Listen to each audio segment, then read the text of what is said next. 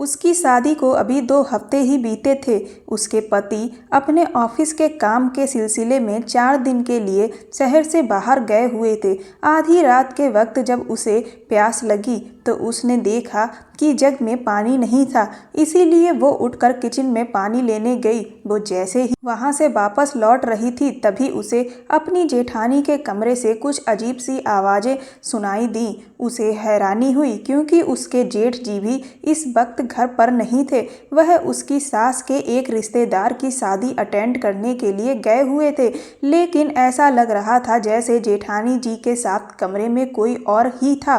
पहले उसे ऐसा लगा कि हो सकता है उसकी सास उनके कमरे में आकर लेट गई हो, यह सोचकर कि आज रात जेठानी जी अपने कमरे में अकेली हैं। लेकिन जैसी आवाज़ें आ रही थी उससे उसे किसी और ही बात का अंदेशा हो रहा था और उनके कमरे से किसी मर्द की आवाज़ आ रही थी। उससे रहा ना गया और उत्सुकतावश उसने चुपचाप से उनके कमरे का दरवाज़ा धीरे से खोलने की कोशिश की तो देखा कि दरवाज़ा खुला था, अंदर से कुंडी नहीं लगी हुई थी। उसने थोड़ा धीरे से दरवाज़ा खोला और उसके बाद उसने सामने का जो नज़ारा देखा उसे देखकर तो उसके पैरों तले ज़मीन ही निकल गई। उसके हाथ से पानी का जग गिरते गिरते बचा। उसने जैसे तैसे खुद को संभाला और भागती हुई सीधा अपने कमरे में आ गई और अपने कमरे को अंदर से बंद करके उसने कुंडी लगा ली।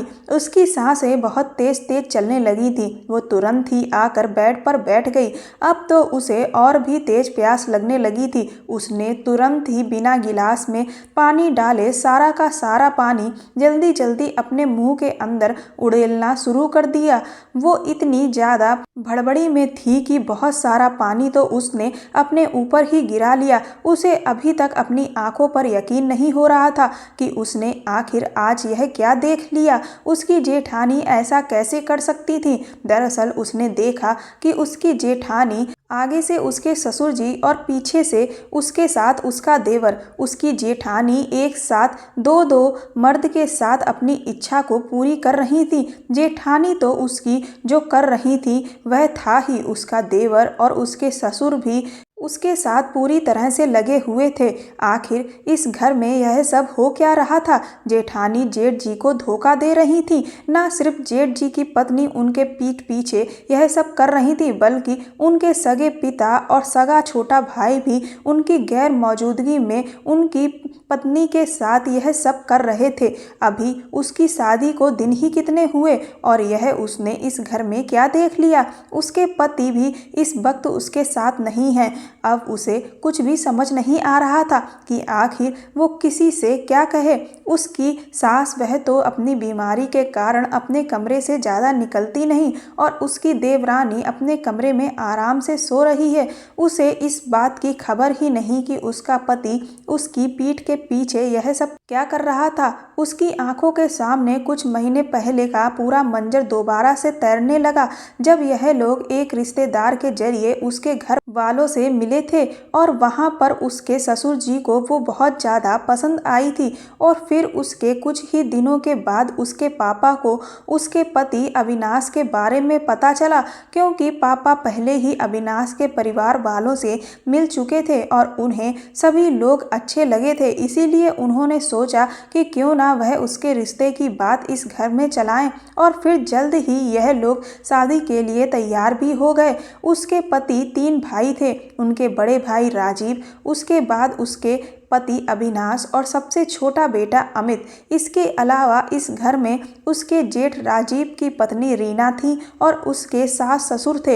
इधर जब उसकी शादी अविनाश के साथ तय हुई तो कुछ ही दिनों बाद उसके देवर अमित की शादी भी तय हो गई थी। इसीलिए उसके ससुर ने उनके सामने यह शर्त रखी कि उनके पति अविनाश और उसके देवर की शादी एक दिन में ही की जाए, तो एक साथ दोनों बहू का स्वागत इस घर में हो जाएगा और बार बार शादी के इंतजामों की भी कोई झंझट नहीं होगी। उसके पिता को उनकी शर्त से कोई भी दिक्कत नहीं थी, इसीलिए उसकी और उसकी देवरानी की विदाई एक साथ ही हुई थी और इस घर में उन दोनों ने एक साथ ही कदम रखा था। अभी उन दोनों की शादी को कुछ दिन ही बीते थे।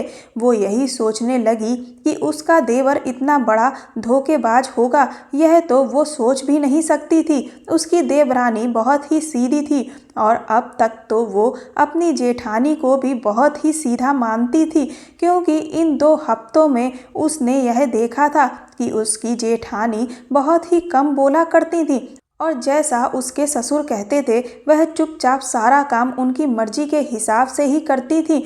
लेकिन उसे नहीं पता था कि उसके सीधे चेहरे के पीछे इतना चालबाज और मक्कार औरत होंगी जो 1 नंबर की धोखेबाज हैं। उसकी सास बीमार रहती हैं तो ये लोग उस बात का फायदा उठा रहे हैं, या फिर सास भी इस सब में शामिल हैं। उसे अपने पति अविनाश की याद सताने लगी। वो सोचने लगी कि अगर वह यहाँ होते तो वो अभी के अभी उनके भाई, पिता और भाभी तीनों के ही काले चेहरों का पर्दाफाश कर देती। लेकिन क्योंकि वह यहाँ नहीं है तो अब उसे इस बात का इंतजार करना पड़ेगा कि वो उनके आने पर उन्हें सब कुछ बताए। लेकिन फिर दूसरे ही पल उसे यह लगने लगा कि उसके पास इस वक्त कोई भी ऐसा सबूत नहीं है जिससे वो यह बात अपने पति के सामने साबित कर सके, क्योंकि कोई भी बेटा अपने पिता और कोई भी भाई अपने भाई के लिए इस तरह की बात बर्दाश्त नहीं कर सकता। अभी उसकी शादी को ज़्यादा वक्त नहीं हुआ है और वो तो अभी इस घर में और अपने पति पर विश्वास भी नहीं पैदा कर पाई है जो वह उसकी बात पर यकीन करे।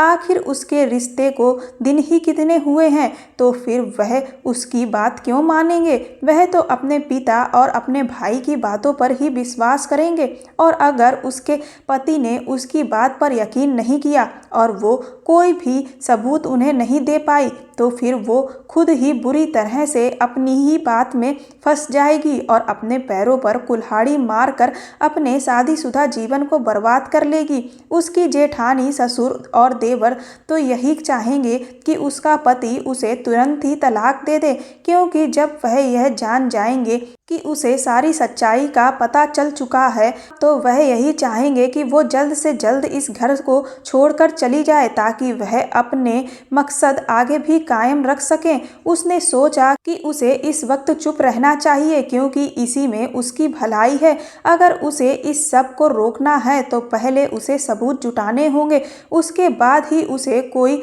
कदम आगे बढ़ाना चाहिए। अपने आप को समझा बुझा कर वो शांति से लेटकर सो गई। अगली सुबह जब वो सोकर उठी तो उसे अचानक से रात वाला पूरा वाकया याद आ गया और उसका शरीर बुरी तरह से सिहर उठा। लेकिन उसने खुद को समझाया कि उसे फिलहाल इन सब बातों पर कोई ध्यान नहीं देना है, बल्कि अपने नए शादीशुदा जीवन को अच्छे से चलाने के ऊपर पूरा ध्यान केंद्रित करना है। वो तुरंत ही फ्रेश होकर किचन में सुबह का नाश्ता बनाने के लिए चली गई।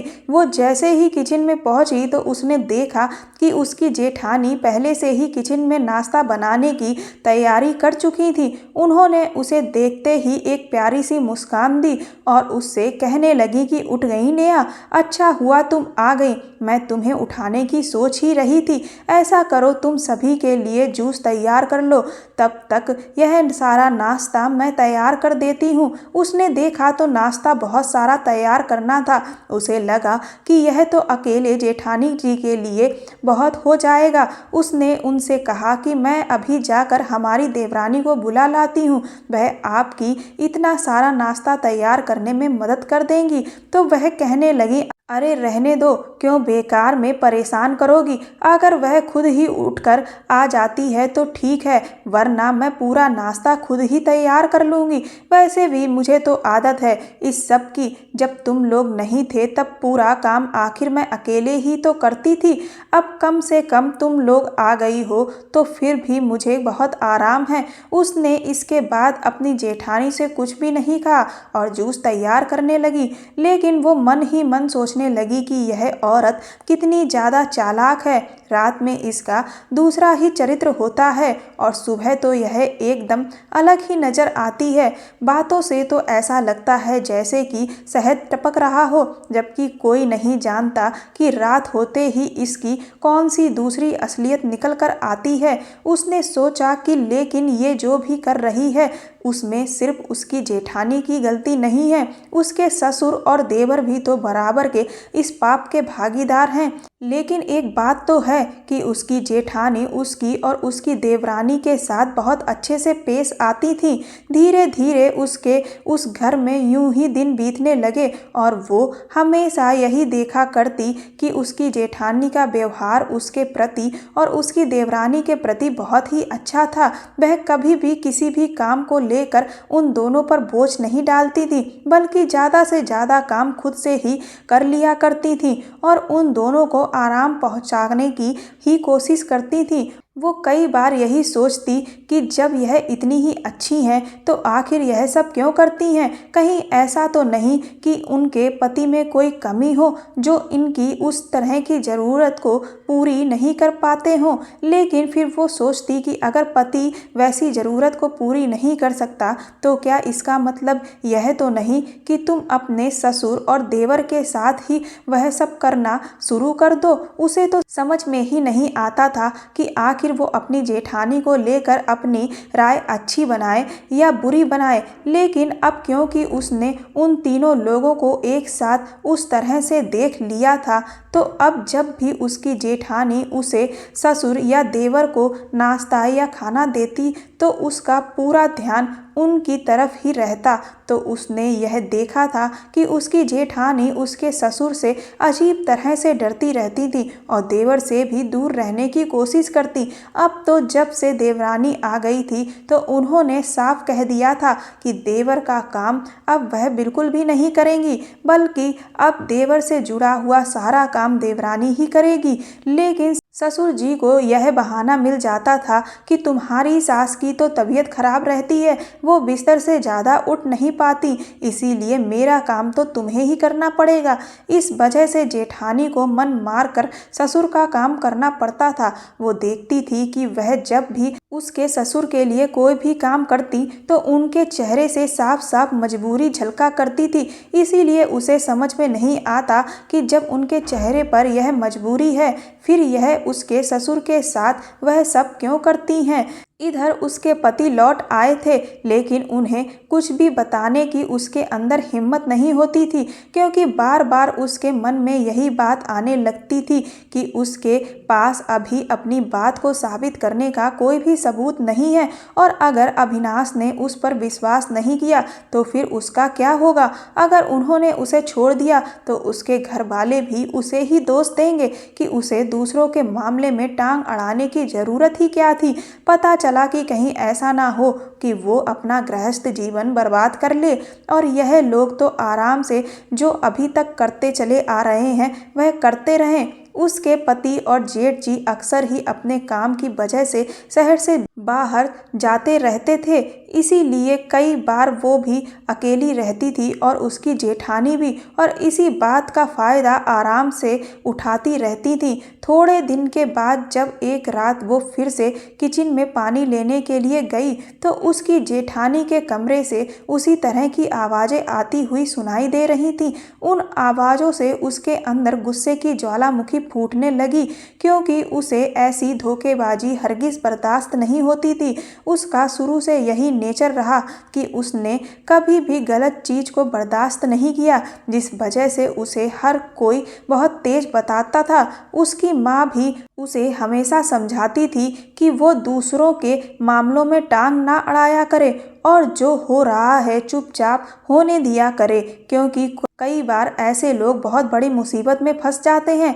लेकिन वो अपने स्वभाव के चलते किसी भी गलत बात को नज़रअंदाज नहीं कर सकती थी, इसीलिए उस वक्त भी उससे रहा नहीं गया और उसके कदम एक बार फिर जेठानी के कमरे की तरफ बढ़ गए। और जब उसने धीरे से दरवाज़ा खोला तो बिल्कुल वही नज़ारा था जो वो इससे पहले एक बार देख चुकी थी। उससे बर्दाश्त नहीं हुआ और वो दंदनाती हुई अपनी देवरानी के कमरे की तरफ जाने लगी ताकि उसे उसके पति का असली चेहरा दिखा सके।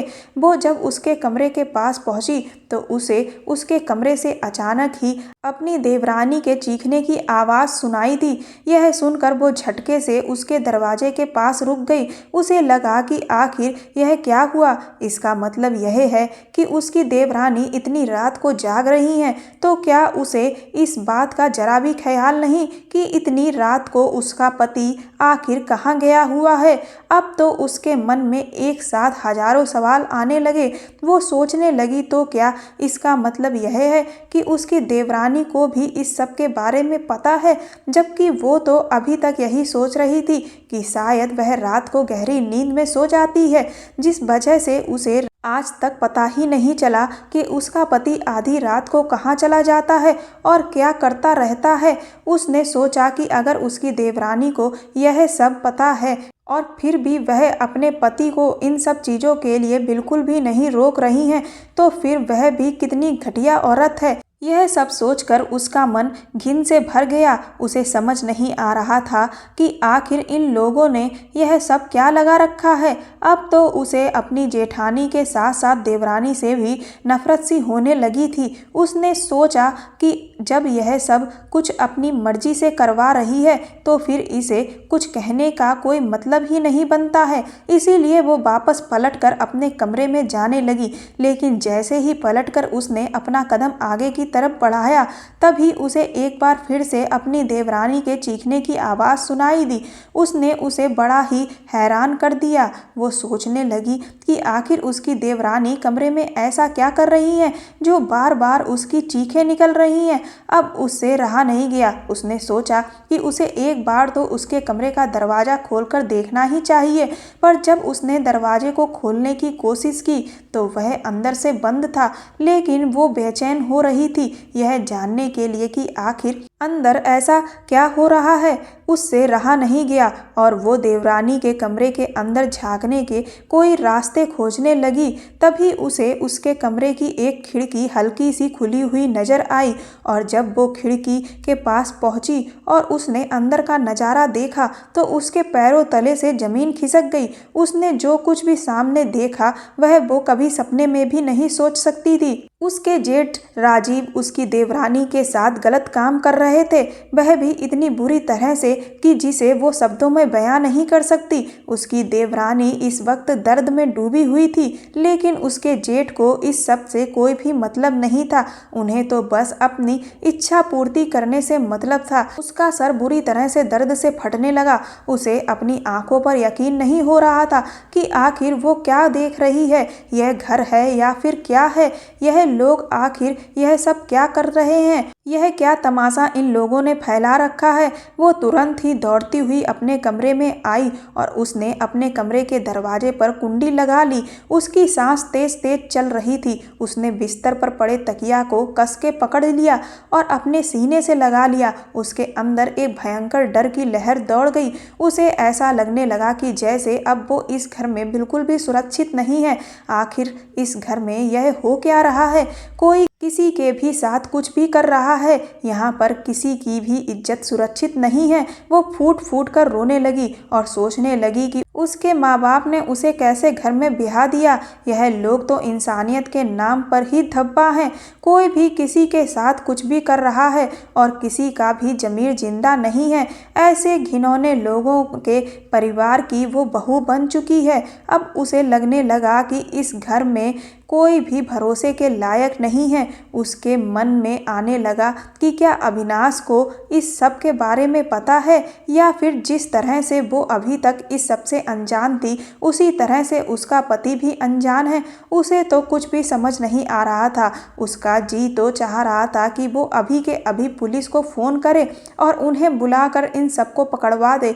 लेकिन सबसे बड़ी मुसीबत तो यही थी कि एक तो शादी के तीसरे दिन ही यह लोग अपने इस फार्म हाउस में उन लोगों को ले आए। यहाँ दूर दूर तक लोगों के घर नहीं बने हुए हैं जो वो किसी से कुछ भी कह सके। और दूसरा, जब वो नई नई ब्याह कर आई तो यहाँ पर उसे यह बताया गया कि इस घर का नियम है कि इस घर की महिलाएं अपने पास मोबाइल नहीं रखती हैं, बल्कि अगर उन लोगों को किसी से कोई बात करनी है तो वो घर में लगे लैंडलाइन का प्रयोग कर सकते हैं। वो लैंडलाइन तो ऐसा ऐसा है कि उससे जब भी किसी को फ़ोन करो तो ज़्यादातर फ़ोन मिलता ही नहीं है। यहाँ नेटवर्क की प्रॉब्लम ही बनी रहती है, तो फिर कोई किसी से क्या बात करेगा। उसकी खुद शादी के बाद अभी तक अपने माँ बाप से सिर्फ एक बार ही बात हो पाई है। उसने कई बार अविनाश से इस बारे में कहा भी, पर वह कहने लगे कि पापा के आगे हम लोगों की नहीं चलती है,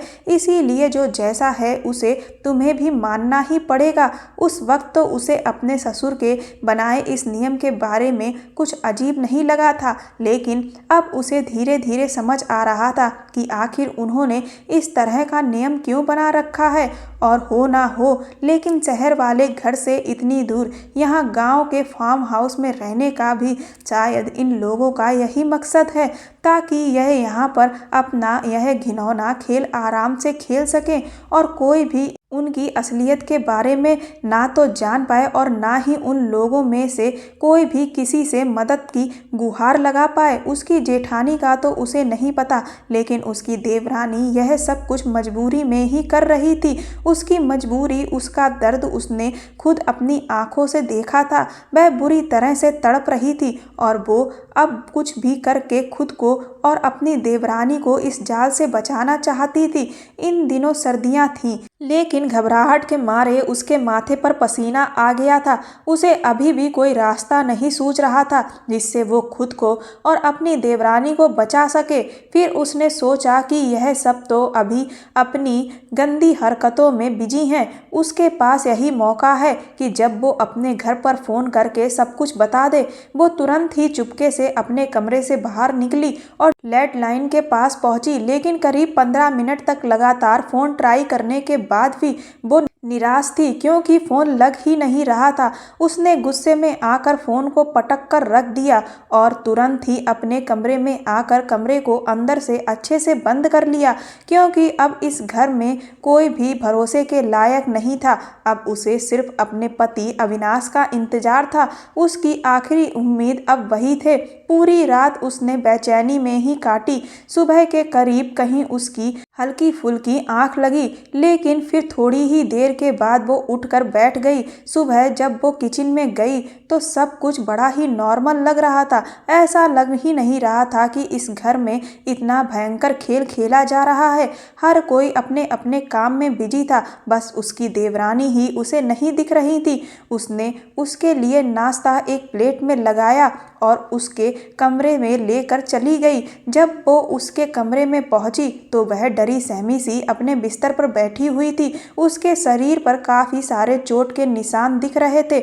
उसने उससे जैसे ही पूछा कि यह क्या हुआ तो वह बुरी तरह से घबरा गई और कहने लगी कि वह दरअसल कल मेरा बाथरूम में पैर फिसल गया और मैं 2-3 जगह टकरा कर गिरी।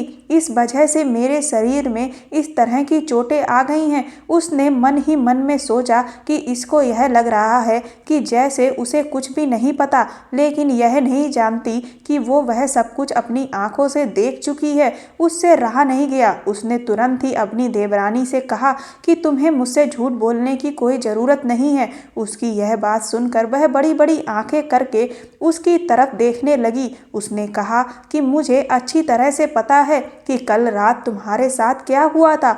कल जेठ जी तुम्हारे कमरे में आए थे ना। उसके इतना कहते ही वह जैसे अंदर से रुवासी ही बैठी थी और इसीलिए वह तुरंत ही फट पड़ी। उसकी आंखों से आंसुओं की धाराएं बहने लगी। उसने तुरंत ही उसे गले से लगा लिया और कहने लगी, नेहा दीदी, कुछ भी करके मुझे इस सब से बचा लीजिए। मुझे नहीं पता था कि यह लोग इतने गिरे हुए लोग हैं। यह लोग किसी को भी नहीं छोड़ेंगे। उसने उसको थोड़ा शांत कराया और उसे भरोसा दिलाया कि तुम बिल्कुल भी फिक्र मत करो, मैं इन लोगों को छोड़ने वाली नहीं हूँ। फिर वह उससे कहने लगी कि क्या इनमें से किसी ने आपके साथ भी, तो उसने कहा कि अगर मेरे साथ किसी ने भी कुछ भी गलत किया होता तो मैं अब तक उसकी जान ले लेती, लेकिन मेरे साथ अभी तक ऐसा कुछ भी नहीं हुआ है। शायद इसीलिए क्योंकि मेरे पति इस सब में शामिल नहीं है। तुम्हारा पति इस सब में शामिल है और इसीलिए उसने तुम्हारे साथ बहस करने की इजाज़त जेठ जी को दे दी। उसने कहा कि लेकिन तुमने जेठ जी को अपने कमरे में आने ही क्यों दिया? तुमने खुद को बचाने के लिए कोशिश क्यों नहीं की। उसकी बात पर उसकी देवरानी कहने लगी कि दीदी, पहले तो मुझे यह सब पता ही नहीं था कि मेरा पति जेठानी जी के साथ यह सब करता है, क्योंकि अब तक वह मुझे दूध में नींद की गोलियां दे रहा था, जिस वजह से मैं रात को गहरी नींद में सो जाती थी और मुझे कुछ भी पता नहीं चलता था कि मेरा पति आधी रात को कहाँ जाता है और क्या करता है। लेकिन कल रात जब अमित ने मुझे दूध पीने के लिए दिया तो अचानक ही उसमें मक्खी गिर गई। मैंने सोचा कि अगर मैं अमित से कहूँगी तो वह दूसरा दूध मेरे लिए बना ले आएंगे, लेकिन कल मेरा मन थोड़ा ठीक नहीं था और मैं दूध नहीं पीना चाहती थी, इसीलिए मैंने चुपके से वह दूध फेंक दिया और उसे बिना पिए ही चुपचाप लेटकर सो गई। आधी रात के समय मुझे हल्की सी आवाज़ सुनाई दी। जब मैंने पलटकर देखा तो देखती हूँ कि अमित कमरे से कहीं बाहर जा रहे थे। मैं पहले तो कुछ देर लेटकर उनका इंतजार करने लगी। मुझे लगा कि हो सकता है वह किचन में पानी पीने के लिए गए हों, लेकिन काफ़ी देर के बाद जब वह लौटकर नहीं आए तो मैंने सोचा कि मैं खुद ही जाकर देखती हूँ। जब मैं किचन में गई तो वह वहाँ पर थे ही नहीं। यह देखकर मैं बड़ी हैरान रह गई। फिर मुझे लगा कि हो सकता है अमित ड्राइंग रूम में गए हों। जब मैं ड्राइंग रूम में गई तो मैंने देखा कि वहाँ पर तो जेठ जी लेटकर सो रहे थे। यह देखकर मैं बहुत हैरान हुई कि आखिर जेठ जी अपने कमरे को छोड़कर ड्राइंग रूम में लेटकर क्यों सो रहे हैं। मुझे कुछ भी समझ नहीं आ रहा था कि आखिर यह सब माजरा क्या है। मैंने सोचा कि क्या जेठ जी की जेठानी जी से लड़ाई हो गई है, इस वजह से वह नाराज होकर यहाँ पर लेटे हैं। मैं यही सब सोचते हुए अपने कमरे की तरफ बढ़ने लगी कि तभी मुझे जेठानी जी के कमरे से कुछ अजीब सी आवाज़ें आईं, जिन्हें सुनकर मैं उनके कमरे की तरफ गई और जब मैंने उनके कमरे का दरवाज़ा खोला तो सामने जो भी देखा उसे देखकर मेरी तो हैरानगी की कोई सीमा ही नहीं रही। मैंने जैसे ही वह सब देखा और गुस्से से अमित के ऊपर चिल्लाई तो अमित ने तुरंत ही आकर मेरा मुंह कसकर पकड़ लिया और मुझे घसीटकर मेरे कमरे में लेकर गया और मेरे एक साथ कई सारे थप्पड़ गाल पर जड़ दिए। मैंने जब कहा कि तुम ऐसा मेरे साथ कैसे कर सकते हो, तुम मेरी पीठ के पीछे मुझे धोखा दे रहे थे, वह बड़ी बेशर्मी से हंसने लगा और कहने लगा कि मेरा जो दिल करेगा मैं वही करूँगा। और अब अच्छा ही हुआ जो तुम्हें सब कुछ पता चल गया, क्योंकि मैं अपने भाई को अब और ज़्यादा इंतज़ार नहीं करवाना चाहता था। वह तो मुझे पापा ने ही कहा कि अभी तुम्हें इस घर में आए हुए कुछ ही दिन हुए हैं तो कम से कम तुम्हें 1 महीने का आराम तो दे ही देना चाहिए, उसके बाद ही तुमसे जमकर सेवा ली जाएगी। लेकिन चलो, तुम्हें अगर यह सब पहले ही पता चल गया तो अब तुम्हारे भी सेवा करने का समय शुरू हो गया है, इसीलिए अब तुम अच्छे से मेरे भाई और पापा को खुश करना। अमित के मुंह से यह बात सुनकर तो जैसे मेरे ऊपर बिजली ही गिर गई थी। मैंने अमित से कहा कि तुम्हें शर्म नहीं आती, मैं तुम्हारी पत्नी हूँ, तुम्हें मेरी इज्जत की रक्षा करनी चाहिए थी, तुम मेरे साथ ऐसा नहीं कर सकते। तो वह मुझसे कहने लगा कि यह सब फालतू की बातें मुझसे मत कर, बल्कि अपना पत्नी धर्म मेरे प्रति निभा। मैं तेरा पति हूँ और मैं जैसा कहता हूँ चुपचाप वैसा करती जा, नहीं तो तेरे साथ बहुत ही ज़्यादा बुरा होगा। और फिर अमित ने तुरंत ही उसके दोनों हाथों को एक कपड़े से बांध दिया और 5 मिनट के बाद ही जेठ जी अपने चेहरे पर एक घिनौनी मुस्कान लिए कमरे में आए और फिर उन्होंने मेरे साथ जो कुछ भी किया वह तो आप पहले ही देख चुकी थी। मैंने उनके आगे बहुत हाथ पैर जोड़े, उन्हें रिश्तों का वास्ता दिया। मैंने उनसे कहा कि आप मेरे बड़े भाई के समान हैं, लेकिन उन्हें किसी भी चीज़ से कोई भी फर्क नहीं पड़ा।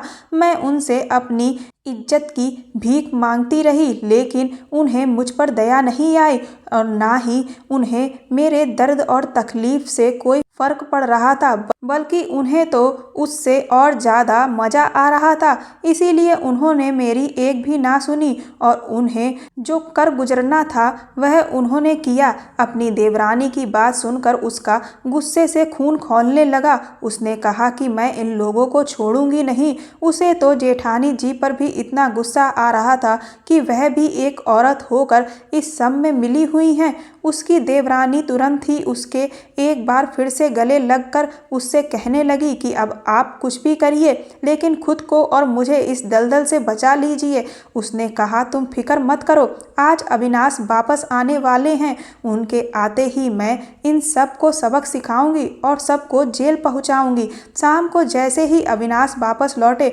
उसने तुरंत ही उन्हें सब कुछ बता दिया। उसकी बात सुनते ही अविनाश की आंखें गुस्से से लाल हो गईं। पहले तो वह उसकी बात पर यकीन नहीं कर रहे थे, इसीलिए वो तुरंत ही उन्हें अपनी देवरानी के पास लेकर गई। उसने कहा कि अगर तुम्हें मेरी बातों पर यकीन नहीं है तो फिर तुम इससे ही पूछ लो। इसके ऊपर तो यह सब बीती है, तो भला यह क्यों झूठ बोलेगी? और इसके शरीर पर जो निशान पड़े हैं वह इसके साथ जो भी जातियां हुई हैं उसकी चीख चीख कर गवाही दे रहे हैं। उसकी देवरानी ने भी रो रो कर अविनाश को सब कुछ बता दिया, जिसे सुनकर अविनाश के गुस्से का ज्वालामुखी फूट पड़ा। उसने तुरंत ही उसकी देवरानी से कहा कि तुम अभी के अभी मेरे साथ चलो, आज मैं इन लोगों में से किसी को भी नहीं छोड़ूंगा।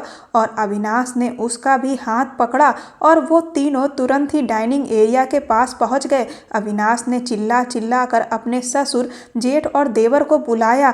अविनाश की इतनी तेज आवाज सुनकर तीनों ही बुरी तरह से घबराए दौड़ते हुए आए और उसके ससुर कहने लगे कि अविनाश, क्या हो गया? तुम पागलों की तरह क्यों चिल्ला रहे हो? अविनाश ने कहा कि यह सब क्या हो रहा है? इस घर में आप लोग इतनी बड़ी गलती कैसे कर सकते हो? अविनाश की बात सुनकर वह तीनों ही लोग असमंजस की स्थिति से उन लोगों को देखने लगे। अविनाश ने कहा, नेहा ने तुम सबको इस तरह की हरकत करते हुए देख लिया है और उसने मुझे सब कुछ बता दिया है। यह सुनकर उसके ससुर, देवर और जेठ हैरानी भरी नजरों से उसकी तरफ देखने लगे। उसने तुरंत ही कहा कि हाँ, आप लोगों की गिरी हुई हरकत मैं अपनी आंखों से देख चुकी हूँ और अब मैं और अविनाश आप तीनों को छोड़ने वाले नहीं हैं। अब आप तीनों को अपने बुरे कर्मों की सजा भुगतनी पड़ेगी और आपको जेल जाना ही होगा। उसका देवर तुरंत ही अविनाश के आगे हाथ जोड़ते हुए कहने लगा कि भैया, मुझे माफ़ कर दो, मुझे तो इस सब के बारे में पता ही नहीं था। अविनाश ने तुरंत ही आगे बढ़कर अमित के चेहरे पर एक जोरदार तमाचा मारा और कहा कि तुम लोगों से इतनी बड़ी गलती आखिर कैसे हो गई? इस औरत ने सब कुछ देख लिया और तुम लोगों को पता ही नहीं चला। अगर इतने समय के बीच में यह पुलिस को फोन कर देती तो जानते हो कि हम सब का अंजाम क्या होता।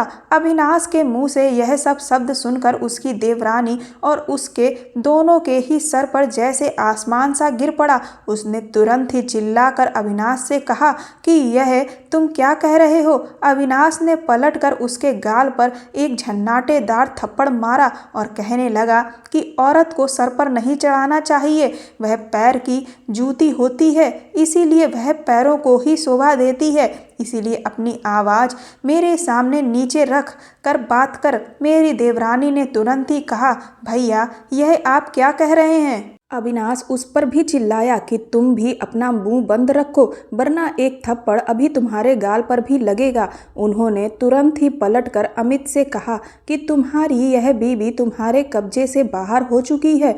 इसने भी नेहा को सब कुछ बता दिया। आखिर इसकी इतनी हिम्मत कैसे हुई कि इन दोनों के बीच में इतनी सारी बातें हो गईं और तुम लोगों को कुछ भी पता नहीं चला। अविनाश ने तुरंत ही एक बार फिर से उस पर हाथ उठाने के लिए अपना हाथ उठाया कि तभी उसकी जेठानी ने आकर उसे पकड़कर पीछे कर दिया और वह उनके आगे हाथ जोड़कर कहने लगी कि आप लोग इन दोनों को माफ़ कर दो, यह दोनों नादान हैं, इन दोनों को इस घर के नियम कायदे कानून नहीं पता है, बस इसीलिए इनसे यह गलती हो गई, लेकिन अब आइंदा यह ऐसी कोई भी गलती नहीं करेंगे। मैं इन दोनों को बहुत अच्छे से समझा दूंगी। अगर मुझे पहले ही पता होता कि यह सब कुछ जान चुकी हैं तो मैं कब का इन्हें सब कुछ समझा चुकी होती, लेकिन मुझे पता नहीं था, इसीलिए मैं तुम लोगों के आगे हाथ जोड़ती हूँ। प्लीज इन सब को माफ कर दो। वो फटी फटी आंखों से यह सब कुछ देख रही थी तो उसे कुछ भी समझ नहीं आ रहा था कि आखिर यह हो क्या रहा है, आखिर यहाँ कौन गलत है कौन सही। वो अपने पति को अब तक सही समझ रही थी, लेकिन उसका पति खुद भी इन सब चीजों में शामिल था और उसकी जेठानी जिसे वो गलत समझ रही थी वह आज खुद उन दोनों की ढाल बनकर उनके सामने खड़ी थी। उसकी जेठानी ने तुरंत ही उसका और उसकी देवरानी का हाथ पकड़ा और उन्हें अपने कमरे में ले गई और कमरे का दरवाजा अंदर से बंद कर लिया। उसकी देवरानी तो लगातार रोए चली जा रही थी और वो तो जैसे सदमे में थी। उसकी जेठानी ने उन दोनों को समझाया कि इस घर में यह गंदा खेल शुरू से चला आ रहा है। उसने अपनी जेठानी से कहा कि आखिर आप कहना क्या चाहती हैं, तो वह आंखों में आंसू लिए उससे कहने लगी, नेहा 3 साल पहले मैं भी आंखों में सपने सजोए इस घर में बहू बनकर आई थी। मैंने अपनी शादी को लेकर बहुत सुंदर सुंदर सपने देखे थे, लेकिन वह कुछ महीने बाद ही टूटकर चकनाचूर हो गए। शुरुआत में मैंने भी इन सब चीज़ों का बहुत विरोध किया, लेकिन फिर जब मुझ पर हद से ज़्यादा अत्याचार हुए तो उनको झेल पाना मेरे लिए बहुत ही मुश्किल था। और तो और मेरी किस्मत इतनी ख़राब थी कि मैं यहाँ यह सब छोड़कर कहीं जा भी नहीं सकती थी, क्योंकि मेरा तो इस दुनिया में कोई सहारा भी नहीं बचा था। माँ बाप तो बचपन में ही ख़त्म हो गए थे। जैसे तैसे भैया भाभी ने मजबूर होकर मुझे अपने पास रखा था और उसके बाद मेरी शादी जल्दबाजी में इस घर में करवा दी गई और मुझसे अपनी जान छुड़ा ली। तो शादी के बाद तो मैं सपने में भी नहीं सोच सकती थी कि मेरे भैया भाभी मेरा साथ देंगे, क्योंकि जैसे ही मेरी शादी हुई उन्होंने मुझसे अपना मतलब पूरी तरह से ख़त्म ही कर लिया था। इसीलिए मेरे सामने और कोई भी रास्ता नहीं बचा था इसके कि मैं इन लोगों की यह सारी मनमानियाँ झेलती रहूं। उसने अपनी जेठानी से कहा कि और क्या हमारी सास भी इस सब में मिली हुई हैं, तो वह कहने लगी, सास तो शुरू से बीमार ही रहती थी। जब मेरे साथ यह सब होना शुरू हुआ तो मैंने उनसे कहा, उन्होंने मेरा साथ दिया, लेकिन ससुर ने मेरी सास को भी नहीं छोड़ा। उन्हें इस तरह की दवाइयाँ देनी शुरू कर दी कि उनका शरीर धीमे धीमे लाचार ही होता चला गया। और फिर जब भी वह मेरा साथ देती तो यह लोग मुझ पर और भी ज़्यादा जुल्म करते, जिसे देखकर वह सदमे में चली गईं और उन्होंने इस सब का विरोध करना बंद कर दिया और ज़्यादातर खामोश ही रहने लगी। मैंने भी इसे अपनी किस्मत समझकर स्वीकार कर लिया और जो जैसा चल रहा था वैसा ही चलने दिया। तुमने भी देखा होगा कि हमारी सास ज़्यादातर अपने कमरे में ही रहती हैं और किसी से भी बात नहीं करती, क्योंकि उन्हें भी इस सब से गहरा सदमा पहुंचा है, जिसकी वजह से आज उनकी ऐसी हालत हो गई है। लेकिन इन सबको कोई फर्क नहीं पड़ता। जैसा इनका बाप है वैसे ही यह सब भी बन चुके हैं। इनके अंदर से भावनाएं, इंसानियत सब कुछ खत्म हो चुका है।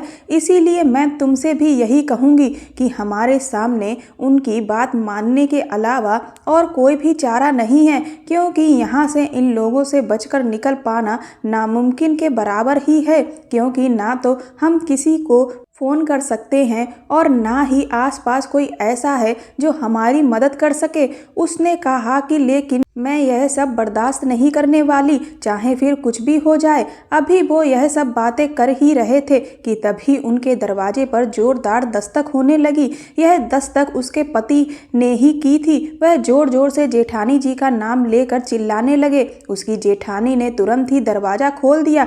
अविनाश ने कहा कि खाना बनाने का समय हो रहा है, इसीलिए यह पंचायत छोड़ो और चुपचाप जाकर खाना बनाओ। उन सब ने तुरंत ही जाकर खाने की तैयारी शुरू कर दी। वो बार बार अपनी देवरानी और जेठानी से कह रही थी कि वह उसका साथ दें तो वो तीनों मिलकर इनका सामना कर सकते हैं, लेकिन उन दोनों की हिम्मत ही नहीं हो रही थी। वह इतना ज़्यादा डरी सहमी थी कि उनके खिलाफ खड़ी नहीं हो पा रही थी और उनका साथ ना मिल पाने की वजह से वो भी अपना कदम आगे नहीं बढ़ा पा रही थी, क्योंकि भला अकेली वो इन सब का सामना कैसे कर सकती थी। उसे भी तो किसी का साथ चाहिए था। रात को खाने की टेबल पर जब वो खाना परसने लगी तभी उसके देवर, जेठ और ससुर उसके साथ गलत तरीके की हरकतें करने लगे। जब उसने विरोध किया और बराबर उनके साथ हाथ चलाए तो उसका पति बुरी तरह से उस पर नाराज होने लगा और कहने लगा कि अगर तुमने ज़्यादा नखरे किए तो मैं तुम्हें ऐसी सज़ा दूंगा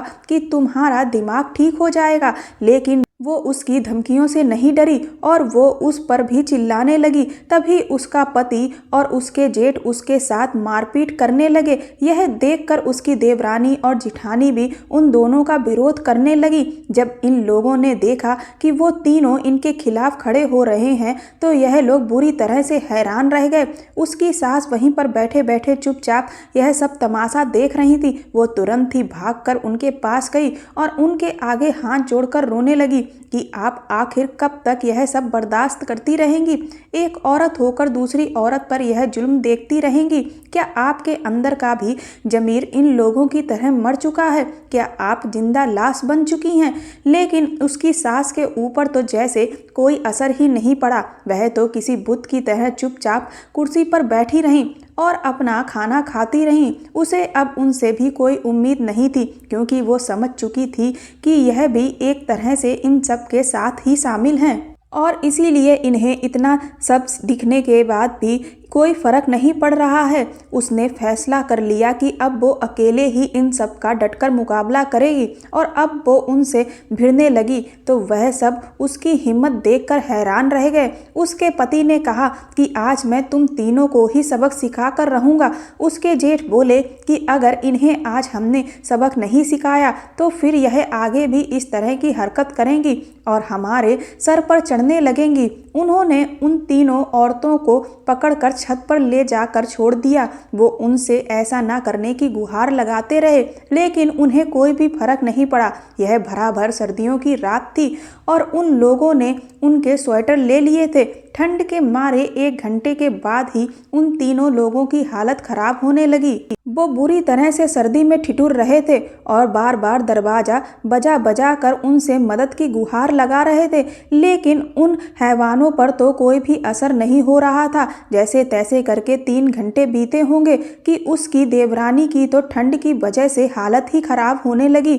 वो तीनों एक दूसरे से सटकर बैठे हुए थे, लेकिन फिर भी उसे इतनी ज़्यादा ठंड लग रही थी कि उसका पूरा शरीर कपकपा रहा था और रात थी कि बीतने का नाम ही नहीं ले रही थी। आसपास धीरे धीरे कोहरा बढ़ने लगा। वो यहाँ वहाँ मदद के लिए बार बार उठ उठकर देखते, लेकिन उन्हें कहीं से भी कोई भी मदद नहीं दिख रही थी। वो आग भी नहीं जला सकते थे, क्योंकि आग जलाने का भी कोई साधन उनके पास नहीं था।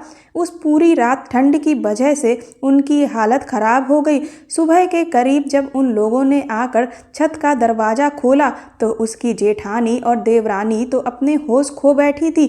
उसे भी ठंड की वजह से बुरी तरह से चक्कर आ रहे थे। उसके बाद वह लोग उन्हें नीचे लेकर गए, फिर उन्हें धमकाते हुए बोले कि अब अगर आज के बाद उनमें से किसी ने भी उनकी खिलाफत की तो फिर इससे भी बुरा हाल उनका कर दिया जाएगा।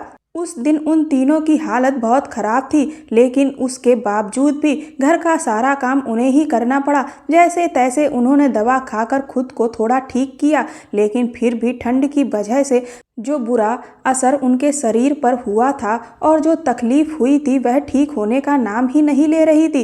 उसके बाद जैसे ही रात होने का समय हुआ, उसके पति ने उन तीनों के सामने यह फरमान सुना दिया कि आज की रात वह चारों लोग एक साथ उसके साथ वह सब करेंगे जो अब तक उसकी जेठानी और देवरानी के साथ होता आया। यह सुनकर वो गुस्से से उसके ऊपर चिल्लाई। उसने कहा, तुम सब कितने घटिया हो, जिसका नतीजा यह हुआ कि एक बार फिर से उसे अपने पति की मारपीट का सामना करना पड़ा। उसकी जेठानी ने तुरंत ही रोकर अविनाश के आगे हाथ जोड़े और कहने लगी कि वह उसके साथ ऐसा ना करें, क्योंकि इस वक्त उसकी हालत बहुत ज़्यादा ख़राब है। कम से कम कुछ दिन का वक्त तो वह लोग उसे दे दें। लेकिन उसके पति पर तो जैसे हैवान सवार था। वह किसी भी तरह से उसे सबक सिखाना चाहता था, इसीलिए उसने उसकी एक भी ना सुनी और बस खाना खाने के बाद वह चारों के चारों उस पर डाइनिंग एरिया से ही टूट पड़े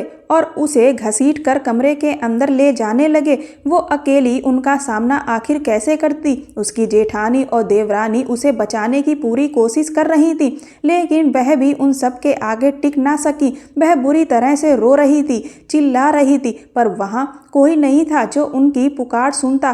थोड़ी देर के बाद वो उन चारों दरिंदों के बीच में घिरी हुई बैठी थी। वो हाथ जोड़कर उनसे खुद को छोड़ देने की गुहार लगा रही थी, लेकिन उनके चेहरे पर जो गंदी हंसी थी वह उसे पहले से ही बता रही थी कि उन्हें उस पर जरा सा भी रहम नहीं आने वाला। इसके बाद उसके ससुर ने उसकी साड़ी पकड़ के उसे उतारना शुरू कर दिया। वो अभी भी अपने पति को अपना पति धर्म याद दिला रही थी, लेकिन उसे तो जैसे कोई फर्क नहीं पड़ता था। अब उसके पास कोई चारा नहीं बचा था। उसने अपनी आंखों को बंद किया और सोचने लगी, काश मुझे कोई बचा ले। इसके बाद जैसे ही वो उसके बिस्तर पर आए और उसके साथ बहस करना शुरू किया, तभी दरवाजे पर एक जोरदार आवाज हुई और उस कमरे का दरवाजा टूट गया। वो सब भी बुरी तरह से चौंक गए कि आखिर यह क्या हुआ। जब उसने सामने देखा तो सामने पुलिस खड़ी हुई थी। पुलिस को देखते ही जैसे उसके शरीर में जान सी लौट आई। उसने तुरंत ही अपने कपड़े ठीक किए और पुलिस ने अंदर आते ही उन चारों को गिरफ्तार कर लिया। वो जब बाहर निकल कर आई तो उसकी देवरानी और जेठानी अभी भी बदहवास सी खड़ी हुई थी और उनमें से किसी को भी यह समझ नहीं आ रहा था कि आखिर पुलिस यहाँ पर कैसे आ गई। वह चारों दरिंदे भी एक दूसरे का मुंह ताक रहे थे और सवालिया नज़रों से देख रहे थे कि आखिर पुलिस को यह सब कैसे पता चला। उसने तुरंत ही पुलिस को सब कुछ बता दिया कि यह लोग किस तरह का घिनौना खेल इस घर में रच रहे हैं। उसने पुलिस वालों से पूछा कि आपको इस सब की खबर आखिर कैसे लगी, तो वह कहने लगे कि इसके लिए आपको अपनी सास का धन्यवाद कहना चाहिए, क्योंकि उन्होंने ही सही वक्त पर हमें फ़ोन करके सब कुछ बता दिया। अगर हमें थोड़ी भी देर हो जाती तो ना जाने आपके साथ आज क्या हो जाता। वो उसकी जेठानी और देवरानी, यहाँ तक कि वह चारों भी, वो सभी लोग बुरी तरह से अपनी सास का नाम सुनकर चौंक गए। उसे तो यकीन ही नहीं हो रहा था कि उसकी सास ने पुलिस को बुलाकर उसकी जिंदगी को बचाया था। वो तुरंत ही दौड़कर उनके पास गई और उनके पैर पर बैठ गई। उसकी सास ने उसके सर पर हाथ फेरा। उन्होंने कहा कि बेटी, मैं जिंदा लाश नहीं हूँ, लेकिन यह सब देख देख कर मैंने खुद को जिंदा लाश बना लिया था, लेकिन आज तेरा दर्द देखकर मैं खुद को रोक नहीं सकी। और आज जब मेरा पति कमरे से बाहर तेरे साथ वह सब करने के लिए गया तो गलती से उसका मोबाइल फ़ोन मेरे पास ही छूट गया, और जब मैंने देखा तो मैंने तुरंत ही पुलिस को फ़ोन करके सब कुछ बता दिया था। इतने सालों से मैं अपनी बड़ी बहू के साथ यह सब होते हुए देखती आ रही थी, लेकिन मुझे कभी भी ऐसा मौका नहीं मिल पाया कि मैं उसकी ज़िंदगी बचा सकूं। पर आज जब मुझे यह मौका मिला तो मैंने अपनी बेटियों को बचाने का फैसला कर लिया था। इसके बाद पुलिस उन सभी को पकड़ ले गई। उसके बाद उनकी गवाही के आधार पर उन चारों को सजा हो गई। आज उसकी देवरानी और जेठानी का उनके पतियों से तलाक हो चुका है। उसकी दूसरी शादी करवाने के लिए उसके माता पिता उसके लिए लड़का ढूंढ रहे हैं और उसकी देवरानी की तो दूसरी शादी हो चुकी है। उसकी जेठानी का इस दुनिया में कोई भी नहीं है और वह उसकी सास को अकेला भी नहीं छोड़ना चाहती थी। उन दोनों का कोई सहारा नहीं बचा था, इसीलिए अब वह दोनों एक दूसरे का सहारा हैं और दोनों ही एक साथ रह रही हैं। वो और उसकी देवरानी अक्सर उनसे मिलने चले जाया करते हैं। उसने अपने पिता से कहा है कि इस बार आप जब मेरे लिए रिश्ता देखें तो बहुत अच्छे से जांच पड़ताल कर लें, क्योंकि पहली बार अगर आप अच्छे से सारी चीज़ पता कर लेते तो मेरे साथ जो कुछ भी हुआ वह कभी भी ना होता। इस दुनिया में कैसे कैसे लोग और परिवार हैं, हम इसकी कल्पना भी नहीं कर सकते, इसीलिए सावधानी बरतना जरूरी है। दोस्तों, शादी का फैसला बहुत ही सोच समझ कर लेना चाहिए, क्योंकि यह जिंदगी भर का फैसला होता है। अक्सर शुरुआत में सब कुछ बहुत अच्छा लग रहा होता है, लेकिन कौन कैसा है यह कुछ दिन बीतने के बाद ही पता चलता है। इसीलिए किसी से भी रिश्ता जोड़ने से पहले उनकी जांच परख करने में कोई भी जल्दबाजी ना करें। कहानी पसंद आई हो तो मेरे चैनल को सब्सक्राइब कर दें, वीडियो को लाइक कर दें और वीडियो को ज़्यादा से ज़्यादा शेयर करें। धन्यवाद।